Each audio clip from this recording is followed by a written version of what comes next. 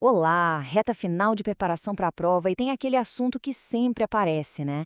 Artigo 9º do Código Penal, sentença estrangeira. Então, vamos fazer uma revisão super rápida e direto ao ponto para garantir que nenhuma questão sobre isso te pegue de surpresa. O objetivo aqui é revisar o essencial para gabaritar. Vamos lá. Bom, o nosso roteiro aqui é bem simples, é um passo a passo para aprovação. Primeiro, a gente vai entender o básico. Quais são os efeitos da sentença estrangeira aqui no Brasil? Depois, vamos atacar a regra geral, que é onde muita gente se confunde, viu? Em seguida, o foco total vai para as exceções, que é o que as bancas de concurso mais gostam de cobrar. Aí, a gente explica rapidinho como funciona a homologação e, no final, aquele resumo esquematizado para a matéria ficar de vez na cabeça. Vamos começar? Todo o artigo 9º, na verdade, gira em torno de uma única questão central. E essa é a base para qualquer pergunta de prova que possa aparecer sobre esse tema. Vamos ver qual é. A pergunta-chave é essa aqui. Se alguém for condenado lá fora, em outro país, essa condenação tem algum valor aqui no Brasil? A resposta, olha, não é um simples sim ou não. E é justamente nessa complexidade que a prova vai tentar testar o conhecimento. Então, vamos desvendar isso agora. Agora, atenção total, tá? Vamos para o primeiro conceito importante, e é aqui que muito candidato bom acaba perdendo um ponto precioso.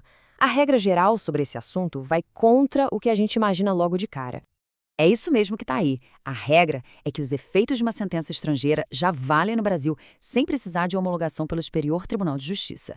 Parece até meio estranho, né? Mas é isso. Se a prova perguntar qual é a regra, a resposta é essa. Não precisa homologar. Guarda bem essa informação.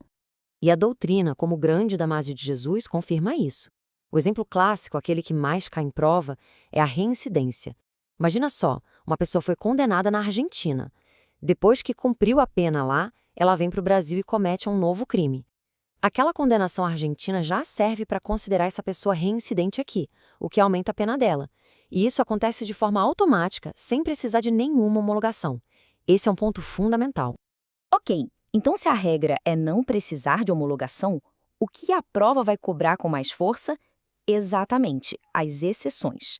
Entender quando a homologação é obrigatória é o que vai separar quem acerta de quem erra essa questão. É aqui que a gente precisa focar toda a nossa energia. Aqui a gente tem um resumo perfeito. De um lado, a regra, efeitos automáticos, sem homologação, como a reincidência, por exemplo. Do outro lado, a exceção, os dois únicos casos em que vai precisar, sim, de homologação. E quais são eles? Efeitos civis e medida de segurança. É importante mentalizar bem essa divisão. Regra de um lado, exceções do outro. Então, vamos focar nessas exceções. São só duas, o que facilita para decorar. A primeira, efeitos civis, tem a ver com dinheiro, obrigar o condenado a pagar uma indenização, reparar um dano. A segunda, medida de segurança, tem a ver com o tratamento de alguém que é considerado perigoso. Se não for um desses dois casos, a gente volta para a regra geral, que é, não precisa homologar. Simples assim.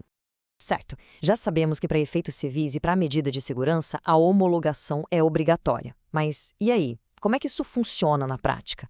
Quem é que pode pedir? Tem algum requisito? O próximo passo é entender exatamente isso. A lei define requisitos diferentes para cada situação.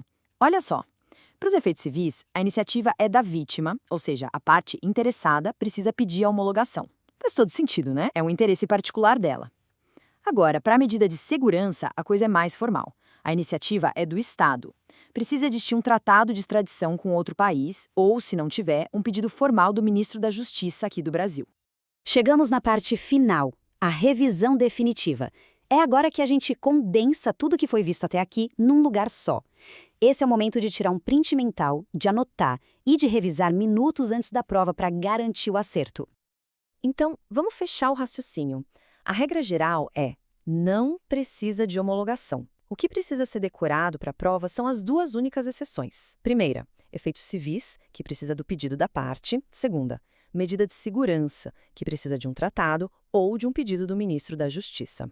É só isso. Com essa tabela em mente, qualquer questão sobre o artigo 9º fica muito mais fácil de resolver.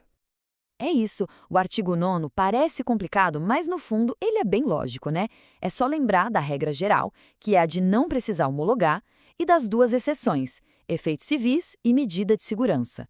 Com isso bem claro, a preparação para gabaritar essa parte da prova está completa. Agora é revisar esse esquema, fazer questões e muita sorte na prova.